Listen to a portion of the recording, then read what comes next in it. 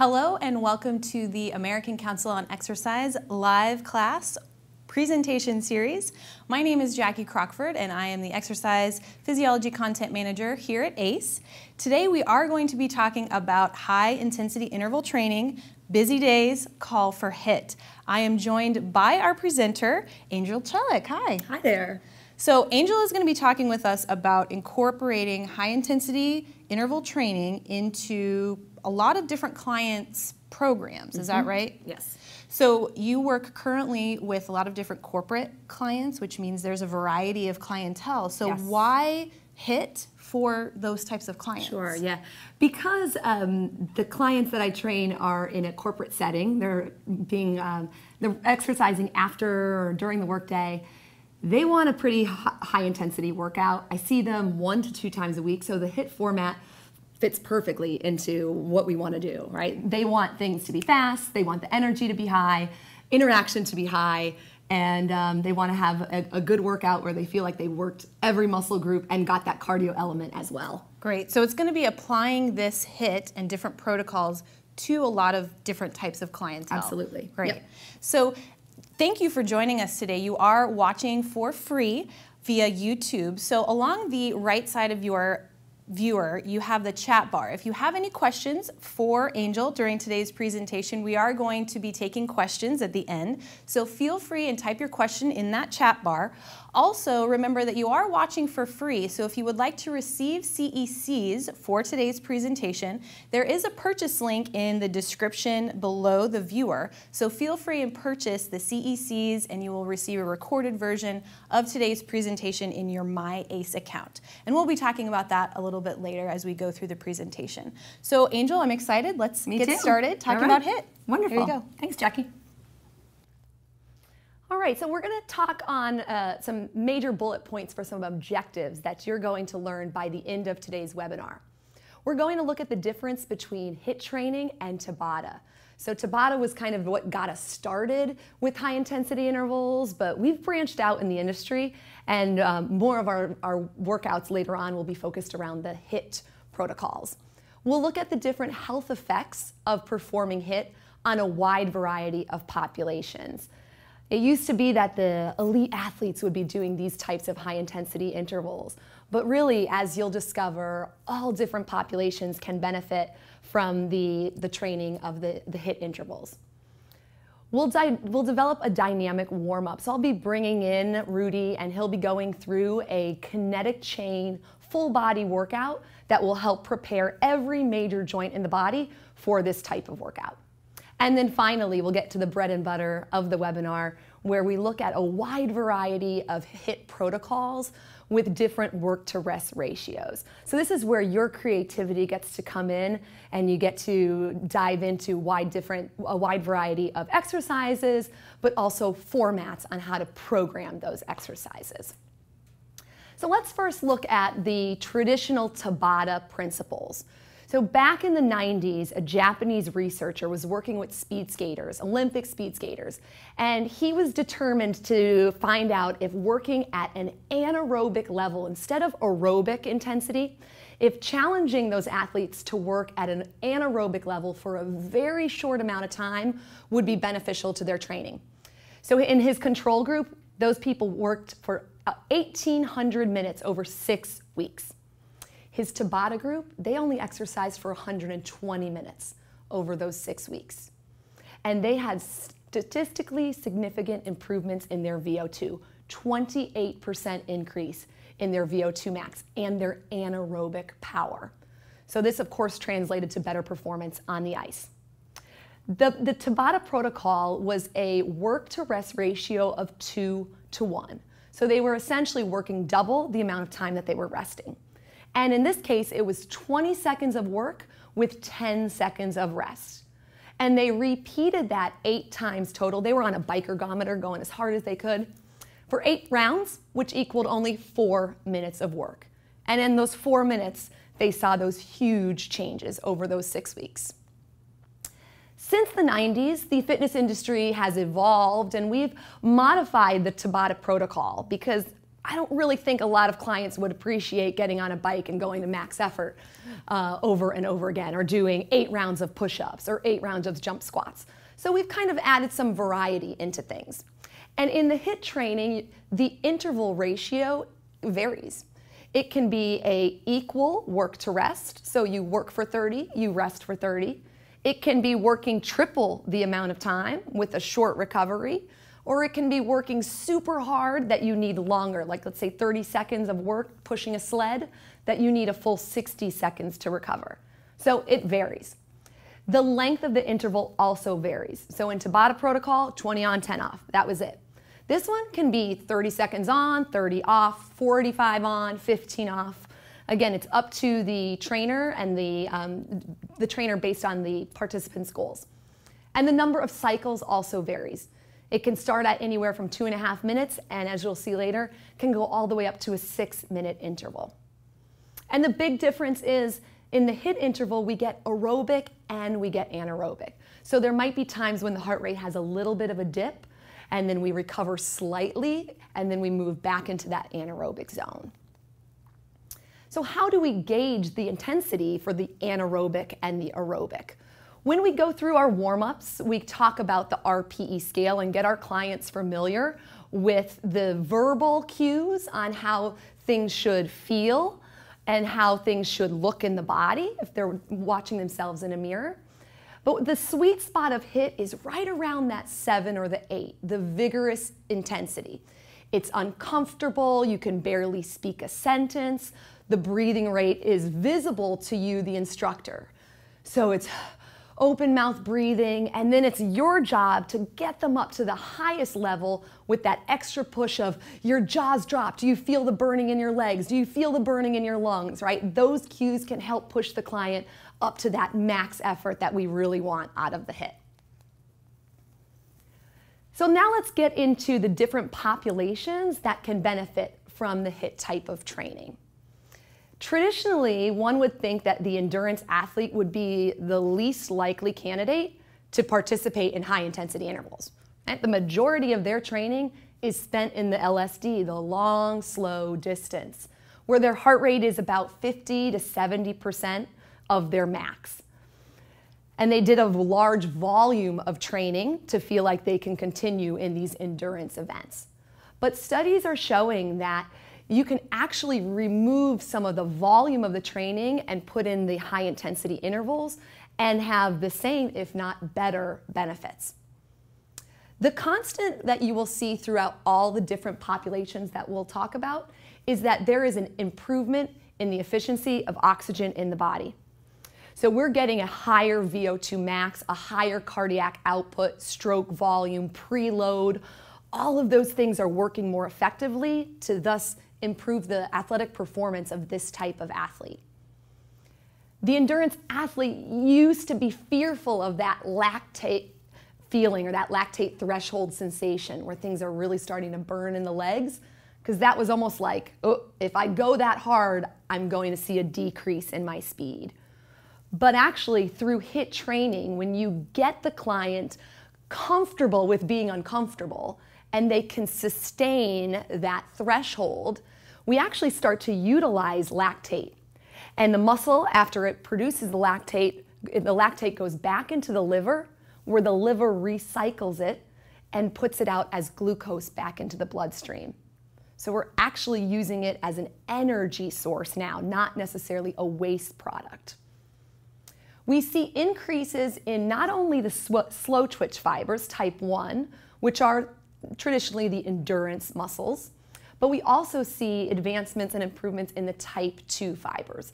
The type 1 fibers are a huge area for mitochondria to build, so that's great. We have a lot of energy being able to be sustained, but the type 2 fibers are about power and speed. So we're getting a perfect blend of improvements in both of those through HIIT. And finally, the increases in the oxidative enzymes that we normally see in the LSD training, we also see in the HIIT. So the utilization of fat versus the glycogen utilization becomes more dominant with the HIIT training. So we're burning more fat as our fuel source. Pretty good.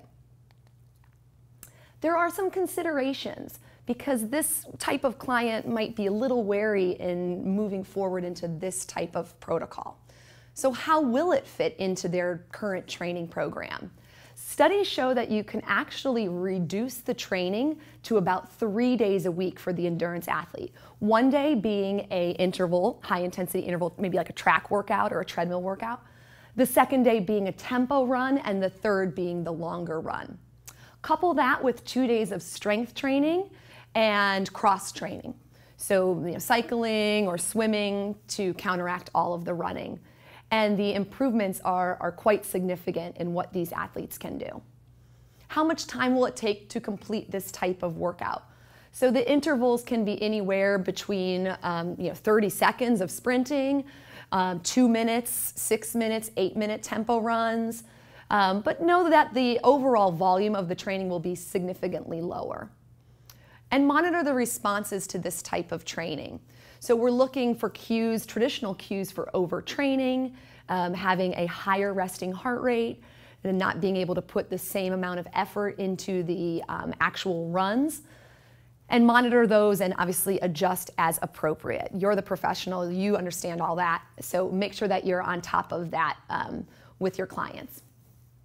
The hit for the strength athlete. Now, traditionally, our strength athletes fear cardio because they think they are going to diminish all of the work that they do in the gym and actually decrease their muscle mass. But studies have shown that cardiovascular exercise in the HIIT forms can increase testosterone and GLUT4 proteins. Yet again, we see, of course, the increase in the VO2 max. And as I mentioned in the previous slide, we're getting more recruitment of both muscle fibers. So the strength gains that are actually happening in the concentric and the eccentric are doubled when you start to do this type of training. And finally, it improves the work economy. So I like to think about the work economy as like the fuel efficiency of your body, like a car. So how many miles or what can you get out of your tank? And if you are incorporating cardio and strength training at a high intensity level, your body's going to be more efficient. You're going to be able to produce more power when needed. Your body's going to stabilize when needed. And you're going to be more efficient at your overall strength training movements. So again, more bang for your buck. The considerations for this are very similar to the endurance athlete. How is it going to fit into their training program? Recently, I wrote an article for ACE about creating high-intensity treadmill intervals. That might be a really nice article for you to visit. We'll talk about that later on to give you ideas about shorter intervals for this type of client. How much time will it take to complete it? And again, monitoring the responses to this type of training for the strength athlete. Next, we're going to look at the older population. We know that the high-intensity exercises act in an anabolic response, right? They promote muscle growth for the body. And what an important population, because with age, we tend to decrease our muscle mass. But studies with older men have shown that they have significant responses and increases in testosterone, in growth hormone, and in insulin-like growth factor, similar to their younger counterparts that were in the study. They show increases in strength and lean muscle mass, more so in HIIT than performing low or moderate intensity exercise. So now we're getting a body that looks lean and looks strong, which obviously helps with the aging process. These people are looking younger and more vibrant, and their functional movement patterns are better because of that muscle mass. So not only is the body looking really good, but the brain is also engaged during these high intensity intervals.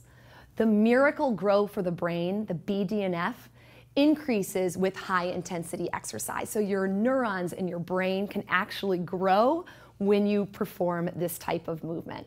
So mind and body, yes. You might be aware of a recent study that was published in the Journal of Applied Physiology. They looked at a 100-year-old cyclist from France, and he had the world record for most laps in a velodrome. And they were fascinated. This man was 100 years old. We got to study this guy. So they studied him for 2 years, and they asked him to change his training protocol just slightly. He was exercising at moderate intensity for 7 days a week. And they asked him to now switch to every 5th day being a high intensity exercise day. And he gauged his intensity on a 1 to 20 scale, a little different from the scale that we looked at. But he rated himself at a 15 out of 20, so quite intense work. And he did that every 5 days. And after 2 years, they monitored his progress, and he had an increase in his VO2 max by 13%. His power output on his pedal increased by 40%. And this was as he was aging. He was actually getting faster and stronger with age. And at 105, this gentleman broke his previous world record. So what a testament to why our older population should be doing this. Considerations for this group. We want to make sure that they are obviously previously healthy and active with us. We're going to be working with clients for quite a while before we decide, yes, they're ready for this. We will do a warm-up with all of our clients, but particularly with our older adults, extending the warm-up and the cool-down is important. And making sure that you have an understanding about their joints and their bodies. If there's any particular area that needs a little extra love and attention during that warm-up, please take care of that. Monitor the heart rates. So hopefully you're able to use heart rate monitors, and you're able to at least use that RPE scale for them to be communicating with you on how hard they feel like they're working. Because these, remember, should be about 80 to 95% of their max heart rate. You'll start with 1 session a week, but then you can add up to 2 to 3 times a week, obviously on non-consecutive days, making sure that there's ample time for recovery and repair. And know when to terminate the training session. So keeping your eyes on the clients or the members in your class is vitally important.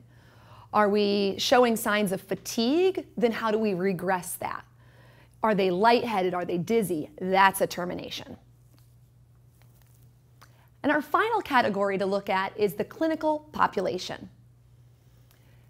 Studies have shown that clients with cardiovascular disease see improvements in their VO2 max, anywhere between 10 and 30% improvement in trainings that last anywhere between 8 and 12 weeks.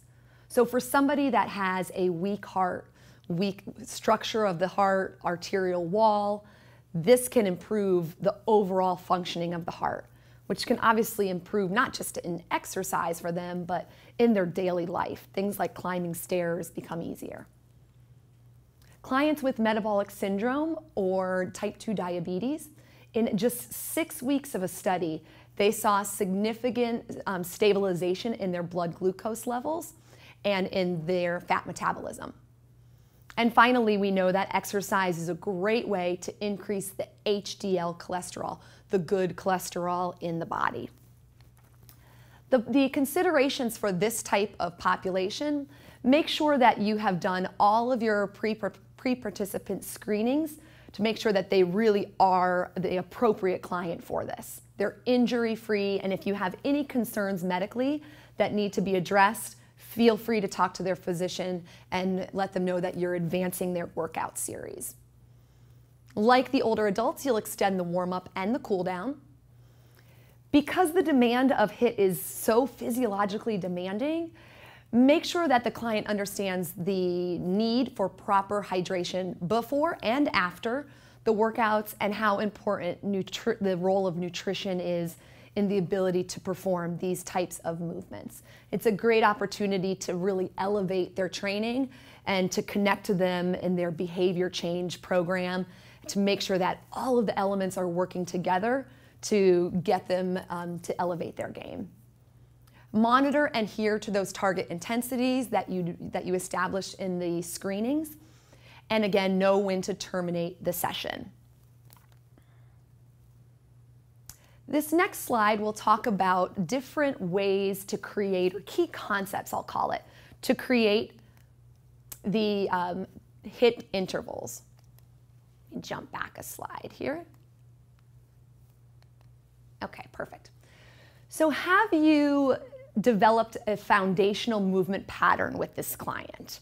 You don't want to move right into a jump squat when you haven't established the good mechanics of a squat. And that is if you're doing a strength training protocol. And you'll see that most of the workouts that we do today have an element of both cardio and strength in them. Will it be strength? Will it be cardio? Or will it be a combination of both? Will it be a full body workout? Will it be an upper body only, a lower body only, combination, or will it be a push-pull series? We'll discuss all of these options. So just make sure that it really fits and ties into the rest of the protocols of the week that you're doing with the clients or the class. What equipment will you need? These are often pretty fast-paced workouts, so you don't want to have a lot of equipment where it's cumbersome to move things around. Keep it pretty simple and keep things in a close proximity so they're not wasting a lot of time running around the room to get to a different station. How will they transition between exercises? So try to keep that as fluid as possible. If you have them down on the floor doing an exercise like push-ups, can the next exercise be on the floor as well? Just to minimize that transition time, and especially for adults that are overweight or obese, it might be really hard for them to get up and down constantly during the workout. So just take that into consideration. And then finally, what will you look for during the intervals? So you are the eyes and the ears and everything about that client doing the exercise. So you need to be dialed in to their mechanics. You need to be giving the verbal cues that keep them in the good form, but also those verbal cues that motivate them to push a little bit harder when the fatigue is setting in. I'm going to bring Rudy in for our first warm-up. So you'll see on the slide here, there is what we know as the kinetic chain. And putting the preparation phase into a HIIT training is really important, making sure all the joints are prepared, all the muscle groups are warmed up. So we'll start at the foot and the ankle, and we'll go through exercises that help warm up all of those joints, alternating between mobile and stable. This warm-up would really take probably about 8 to 10 minutes, but obviously for time's sake, we're gonna do things a little bit faster here, okay? So exercise number 1, we're looking at the foot and the ankle. So Rudy's gonna perform a heel scuff. You can see that he's elevating onto the ball of his foot, and he's driving the knee up, and he has a natural, relaxed movement in his upper body. Let's go for one more set there, Rudy. Perfect. Shoulders down and back, getting a little bit of warm up for the calf here, and looking at the mobile ankle. The next joint in the kinetic chain is the knee joint, and we know that that's a stable joint.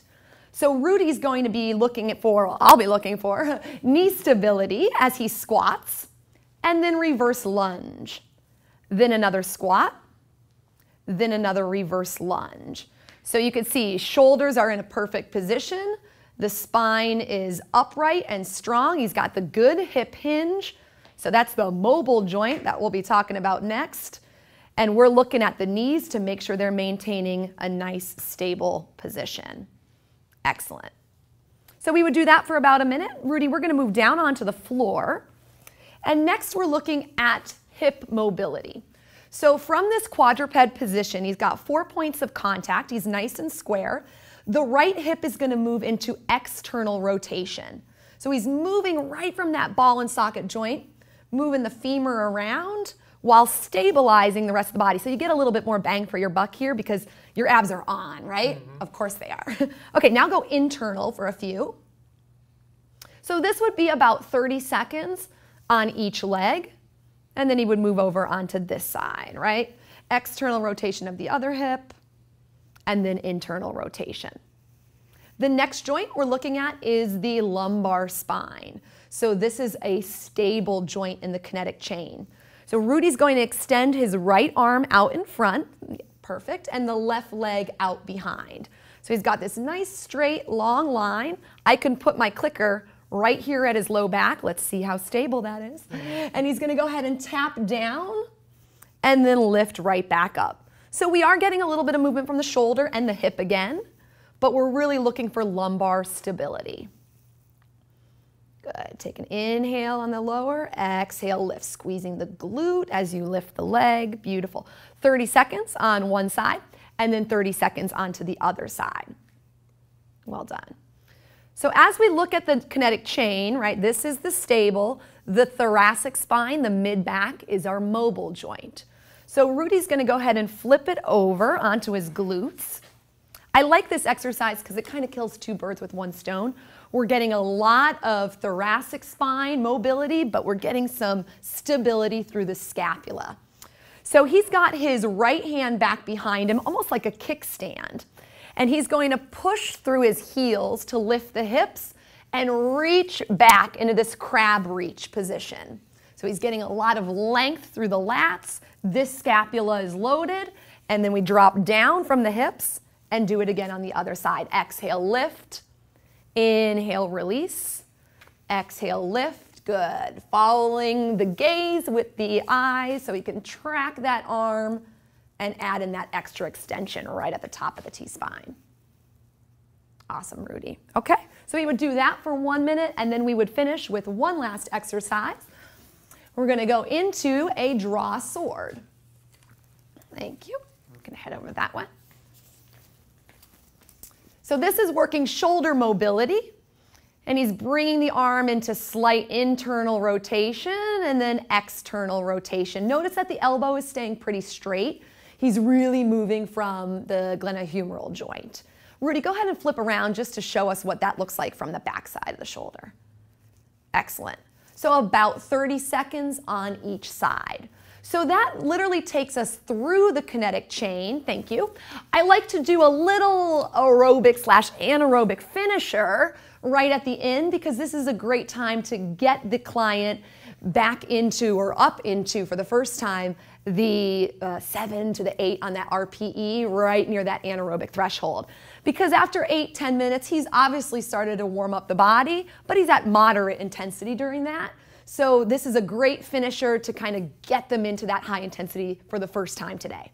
Okay, so for a quick 20 seconds of work, he's going to do 20 seconds on and then do a quick 10-second break, almost like a traditional Tabata, of a double wide out. So he's going to go out for 2, in for 2, out for 2, in for 2. Yep, I've got you on the clock. You go for 20 seconds with a 10-second rest. Good. Intensity starts to build a little bit, and he's looking forward to that recovery in 4, 3, 2, and 1. Excellent. 10 seconds of rest. Your next exercise, high knees. So I want you to run in place, drive your arms, drive those knees high, ready, and go. He would do this for 20 seconds of work. So because that recovery is short, the aerobic demand is higher, so he's starting to feel it a little bit more than the first round. 3, 2, and 1. Rest. Good. He gets the 10-second break. And now we'll go to a single wide out. So a little bit faster, athletic position. Ready, and go. In and out. Single wide outs. At this point now, I'm looking for open mouth breathing. You could go, you could go, you can let it go. Open mouth breathing, right? It's getting hard to keep the mouth closed. 3, 2, 1, rest. Good. And in this last one, we'll call it a line run. Imagine like there's a little quad on the ground, and you're gonna run the line forward and back. Ready, and go. This is the finisher. I want you anaerobic, I want you breathless, I want you sucking for air. In the next 10 seconds, go harder, go faster. Awesome, what an athlete here, right? 5, 4, 3, 2, 1, nice job. Excellent, and that's what we want. His first kiss into anaerobic. Is he winded? Is he uncomfortable? Is he breathing heavy? Yes, wonderful. Okay, go ahead off, get a sip of water, and I'll bring you back on in a second. All right, so that is your kinetic chain warm-up. Now let's get into the bread and butter of this webinar. This is my favorite part about being a personal trainer, how you get to be creative and utilize resources like this to help bring your game up as a trainer or as an instructor. So we're looking at Tabata again now, but you're gonna see a little bit of a spin. The traditional protocol was one exercise. but that might be a little boring for your clients and maybe for you. So in this round, we're looking at 4 different exercises. They're still going to be done for 20 seconds with 10 seconds of rest, and they are going to alternate muscle groups, and you'll see that in a moment. Now, in reality, Rudy would be doing this for 4 full cycles, which would take 8 minutes of work. But we're not going to make him do that much today, just obviously for time constraints, okay? So let's take a look at these exercises. Number 1, Rudy, you can come on back in. We're just going to do a brief demonstration of these exercises before Rudy gets put on the clock. So exercise number 1 is a jumping jack reverse fly. So we've got a lot going on in this exercise, right? He's obviously going to get the heart rate up with the cardio element. He's using the back to pull the band. Excellent, good, rest. So that's number 1. Exercise number 2 is a resisted push-up. So he was just pulling, now he's going to push a little bit. He's going to work his way down to the ground, and you can see that he's got his hands like off the handles and actually using a little bit more resistance to the band, and he performs the resisted push-up, right? So this adds into the resistance on the way up. And obviously this could be done on your knees as well. Good. Excellent. Since Rudy's on the ground, exercise number 3 might as well be on the ground if we're going to be smart with our programming. So he's going to lie all the way down into this little hollow body hold position. So we're looking at ab activation big time. The shoulder blades are just slightly lifted off the ground, and the legs can be at a level that is good for the client, right? We're looking to maintain the neutral lumbar spine. A regression would be to just bend those knees and pull them in here, okay? But he's advanced, he could keep it out, okay? So now he goes into chest expansion, gets a little bit more activation through the shoulders, with obviously the tension staying on the abs. So he would do that for 20, and then he's going to stand up, put the band underneath the feet for the final exercise of bicep curls. Shoulders down and back, and he's just going to pump out as many reps as possible. Okay? So let's kind of see what that would look like in real time. Are you ready? Okay, we're going 20 seconds on, 10 seconds off. So we're going to go for 2 minutes of work here total. That means he's hitting each exercise once. Okay? Ready? And go. Good. Nice and light on your feet. All these joints are warmed up now from that warm-up. And you've got about 5 more seconds. Good. Nice job keeping your gaze forward. 3, 2, and 1. Now, rest is not really a rest. It's a transition time. So he's getting down onto the ground. We've got 20 seconds of that push-up. Ready and go. Bend and push. Good. And you know, you can always suggest that clients count the amount of reps that they do and see if they can sustain that workload as we go further into the rounds. You've got 5, 4, 3, 2, 1. Remember, you're on the ground for exercise 3. Chest expansion. Hollow body hold, legs down at a good level. Ready and pull it. Good. Try to get the breathing into this, right? Exhale, pull. Inhale, release. You have a high heart rate, obviously, but if we can try to control the breathing, do as much as you can. You've got 5, 4, 3, 2, and 1. Stand up, and you're going into the bicep curl to finish this last exercise in set number 1. Ready, and go. Good. Burn it out. Go for muscle failure. That is a really good term in our world, right? Failure is not a bad thing. You want to hit that burn. You want that exertion to be really high. Keep going, Rudy. You've got 5. Yeah, he's getting like 1 rep a second here. 4, 3, 2, 1. Now, there's not a break now. He goes right back into jumping jacks. So round 2 coming up. That took us 2 minutes. Ready and go. Excellent. So that's 1 cycle, and he's going into 4 of these cycles for an 8-minute total. Good. You don't need to do any more, do you? Okay, Rudy, head off, get a sip of water, and I'll bring you back in a second. Thank you.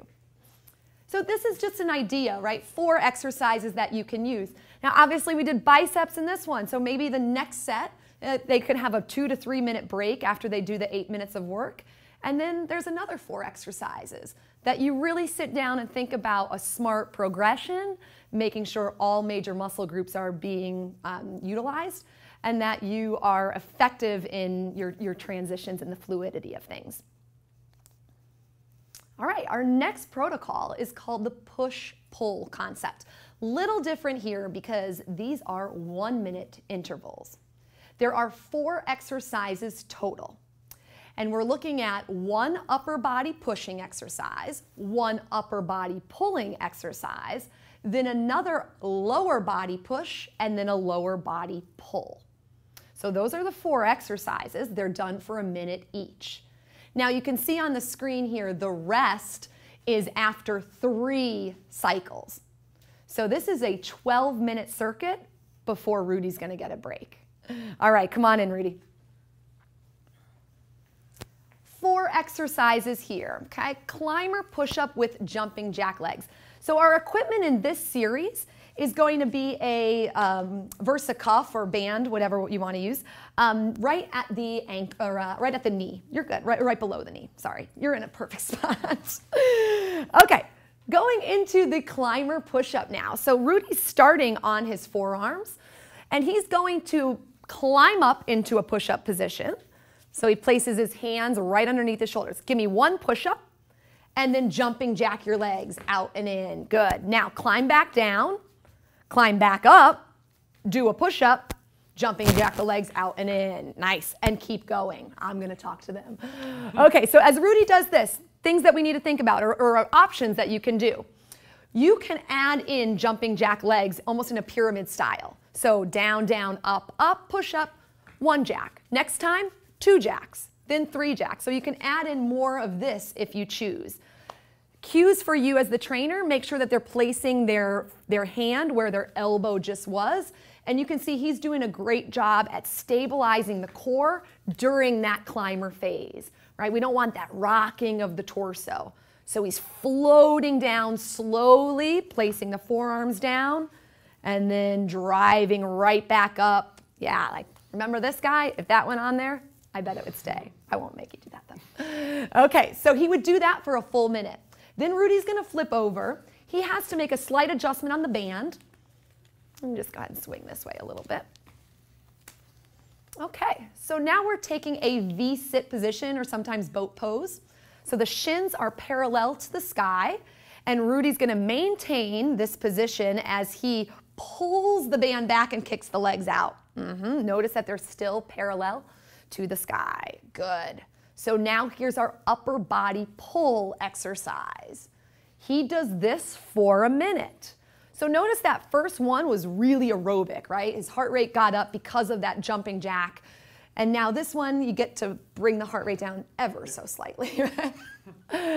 Excellent. So he would do this for a minute. And then we're transitioning to the pushing of the lower body. Band goes right back near the calves. He takes a high plank position. And now we're working glutes. So he's pushing his glutes up towards the ceiling. That's it. Band is obviously adding into the resistance of that, making sure the abdominals are engaged. So you can see the pelvis is really stable, even though that one glute is really working. Perfect. He does that for 1 minute, and then we finish with the last exercise, the pull of the legs into a lateral band walk. So that again goes right near the calves. He's in an athletic position, and he laterally steps side to side. Good.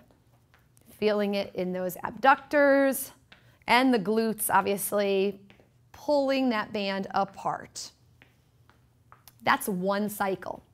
He would go right back in after this minute of work. He would go right back into the climber push-ups. So the reason that he can sustain that workload is he just did legs. Then he goes to upper body. So he gets a little bit of break or relief in one area of the body as he works the other. Okay? All right, thanks, Rudy. Go ahead, get some more water, and we'll see you in a sec. Our third protocol is a cardio core format. This one, yet again, has different work to rest ratios. The cool thing about this one is there's only 2 exercises, and you have 1 cardio and 1 core exercise. And you kind of ping pong between the 2 of those. So Rudy will be doing a cardio exercise for a minute, and then he'll do the same core exercise, or he'll do a core exercise for a minute. Then he'll go back and do the same cardio exercise for 45 seconds, and then do 45 seconds of the core. Then he'll finish with 30 seconds of the cardio and 30 of the core. So these 2 exercises in total will be done for 4.5 minutes. Now, that doesn't mean the workout is over. He then does more exercises. But in this set, it would be 4.5 minutes of these 2 exercises, okay? So you're gonna come on in, and we've got a resistance band to use. I'll hold that for you since you don't need it in exercise 1. His first cardio exercise is a long jump with a back pedal, a 2-foot long jump. So he's going to mobilize those shoulders, take a nice powerful jump forward, and then back pedal. So this is a minute long. Obviously a really strong cardio component, explosive component to this. Awesome work, Rudy, keep going. You've got about 15 more seconds for his sake. Excellent. And now I'm going to be cueing him to go into the core exercise next, which is a hip hinge with this band. 3, 2, 1. Good. I give him the equipment. He stands in place, and now we're working flexion of the body. Obviously a little bit of hips supporting that because hips are core, right? And he's folding forward, giving a nice exhale as he leans and pulls the band forward, bringing attention and focus into the abs. Spine is strong. The breathing rate is high. I can hear him breathing from over here. Good. Now, we do a minute of this. There's no break. We go right back into the cardio component, and now you're doing 45 seconds of that 2-foot jump. Excellent, Rudy. Keep it up, keep it up, keep it up. 45 of that, followed by 45 seconds of the band. And then he would do 30 seconds of this and 30 seconds of the core exercise. Excellent. Way to go. Thank you. Thanks. So I just want to emphasize there, those were only 2 exercises, and that took 4.5 minutes. The workout is not over at 4.5 minutes. This is where your creativity comes in. Pick another cardio and another core exercise after about 2 minutes of him resting, then introduce those 2 other exercises. So if you have 45 minutes in a workout, you will get through several components or several different sets of exercises. And our last series is the AMRAP, as many rounds as possible. So this one on screen you can see looks a little different because we have repetitions. So it's not necessarily me watching the clock and having him do it for X amount of time.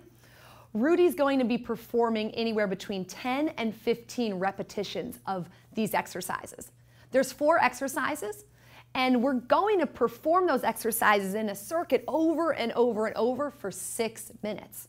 So you see that the screen says the rest time is 0 minutes because you don't get any rest during the set. You get it after the 6 minutes is up. So he performs as many rounds as possible of these 4 exercises. Okay, Rudy, come on back in. Now, I would suggest when doing this with a class or clients that you give them enough time to really learn the movement. So I would recommend doing these exercises for about a minute before putting them on the clock for the 6 minute, right? Get them to be familiar with the movement and get a little bit of muscle memory going, okay? So exercise number 1 is a prone kick through. We're gonna come down to the ground for this. So Rudy's on all 4s with a hovering knee position. So he's got a lot of quad work going on right now. He's gonna leave his right arm on the ground and he's going to move the right leg. The bottom leg is gonna kick under. Look at how he kind of pulls back this arm like a bow and arrow. That's perfect. And then he's gonna cycle right back into start position. And then he's gonna kick the left leg towards me and return back to center. Keep going. Good. Notice how his hips are dropping down to the ground. He's finding good mobility through the hip complex. Scapula's loaded. Nice job. He does 10 to 15 of those. Excellent. Rudy, you can lay on your back. I'll give you these dumbbells for exercise number 2. All right, so combination move here. He starts with the dumbbells down, and his feet are about hip distance. Good. 2 things happen at once. He bridges up, thrusts the hips up, and he thrusts the arms up at the same time to a shoulder press. He stabilizes the core and then mobilizes the shoulders into this lat pull and then pulls everything back down. That's 1 rep. Exhale, push. Inhale. Exhale, pull back, and inhale, lower. Exhale, push. Inhale. Exhale, pull back, and inhale, lower. Good. And he would do that for 10 to 15 repetitions. We'll be standing up for the next exercise. Good. Dumbbell clean, squat to press. So we got a lot going on here. He's going to clean first and then do a squat to push. Perfect. And then he just releases the arms and pulls them up to the shoulders, adds in that squat, and then has this fluid motion of a squat and push at the end, utilizing the strength of the glutes to help push the dumbbell overhead, right? These are dynamic full body compound movements, right? We're utilizing a lot of muscles at once, so that aerobic burn is happening for sure. So that is the 4 exercises. Let's say that took him 2 minutes, right? You as the coach, you can capitalize on that. And you could say, all right, that took you 2 minutes to get through those 4 exercises. We've got 4 minutes left. Let's go right back to those prone kick-throughs. So he would go right back into it. And me watching the clock, I say, okay, now Rudy, remember, we're trying to keep on pace to be 2 minutes for these 4 exercises. Keep the intensity up. Yeah, don't back down from that burn. He does 10 to 15 of those. And then I help him with the transition to keep things moving as quickly as possible. Okay? Awesome. Thanks, Rudy. All right, well, that concludes the different protocols that I created for you today here. I hope that gives you some ideas into the different exercises that you can use, but can also give you insight into how you can tap into your creativity and create things that will keep your clients and your class members engaged and super excited to see you, knowing that every time I come to their class, there's something different. I'm going to bring Jackie back in, and we'll hopefully have some time for some questions. Great. Thank you so much. Yes. That was so fun to watch. I'm glad I wasn't the one doing the exercises. I'm sitting next to Rudy, and he's definitely in that HIT, doing some high intensity, and as he comes over to rest, he's over there with his hands on his knees, sucking for air, you guys. Definitely HIT is going on here today, so great, thank you. So we do have some time for questions. Please feel free to type your questions into the screen. So you have your chat bar that is next to your screen on the right side. Feel free to type those in there, and we'll be watching those questions come in live. So Rudy obviously is a well-rounded athlete. And works with athletes. He's very fit and can do all of these movements. So we used some bands and some weights. Talk to us a little bit about how to modify what we saw here to those populations. So we have a couple people that are specifically asking about those older clients. After we make sure that they're appropriate for HIT, how can we modify some of this? Sure.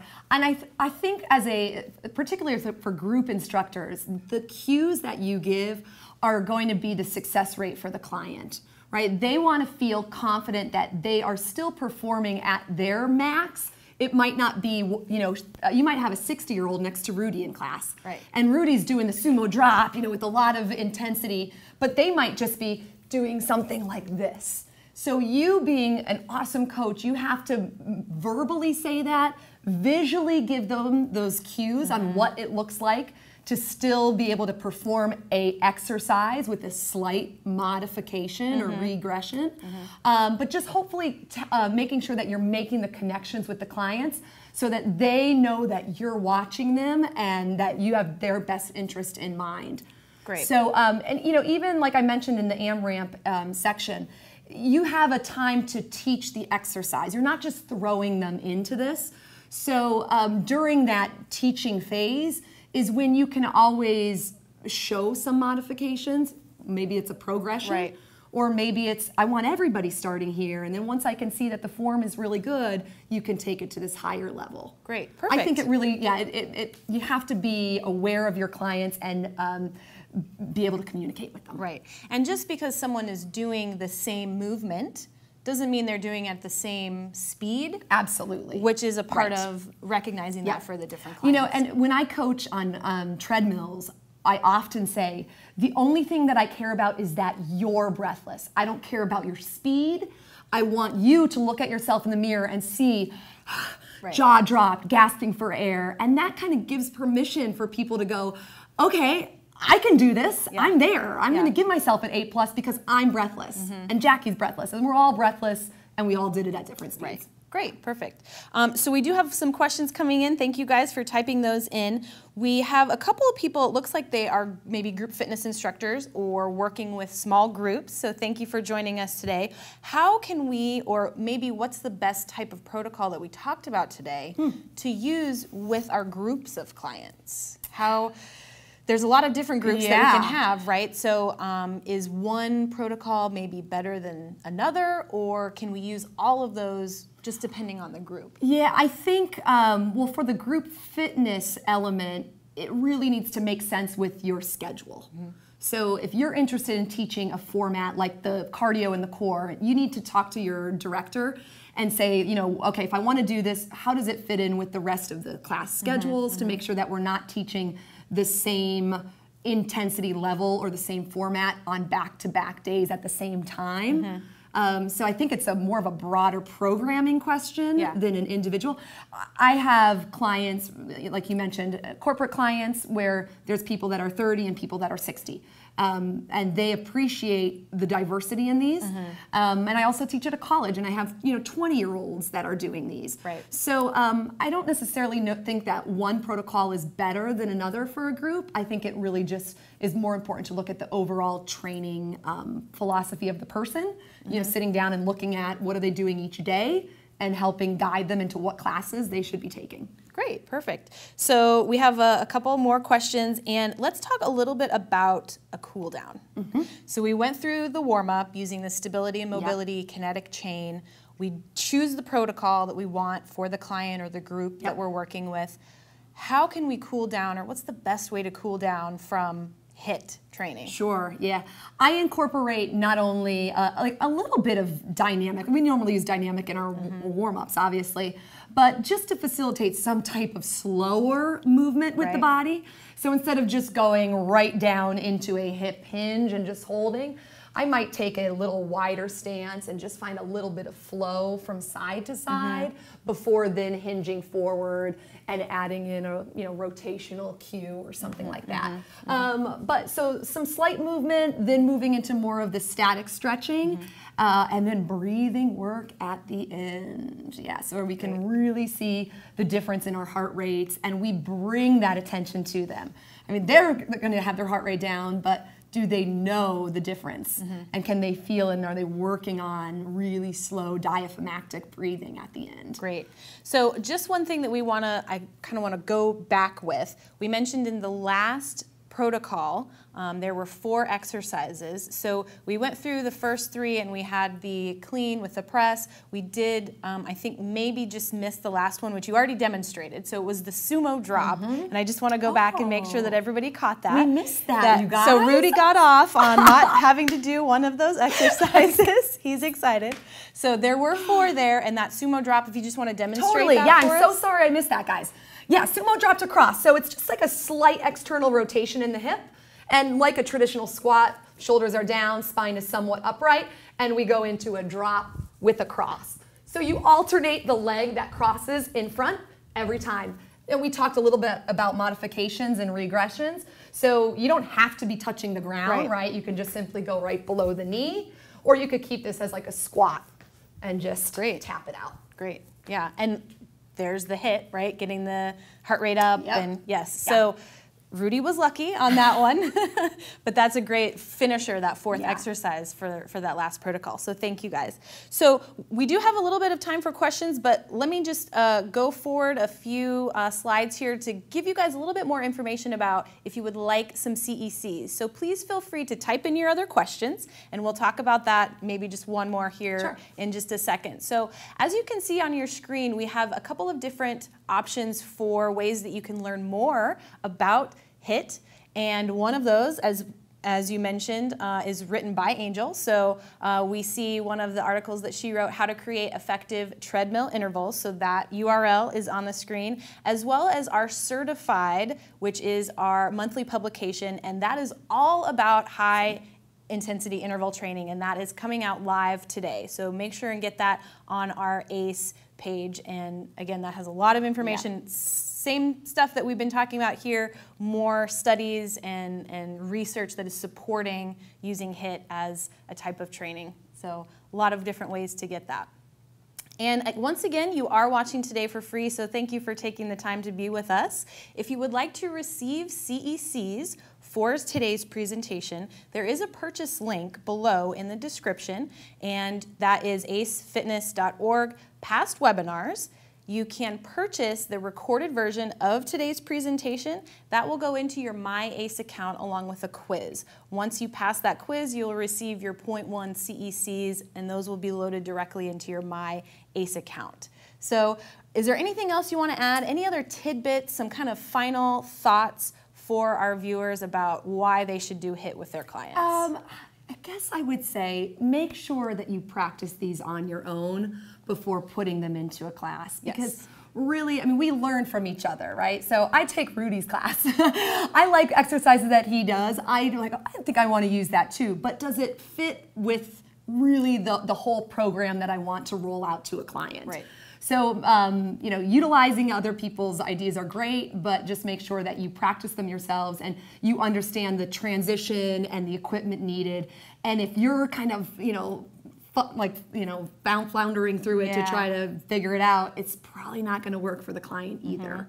And you don't want them to be frustrated or feel like they can't be successful at something like this. Right. So just make sure you can do it first. Exactly, because it is difficult.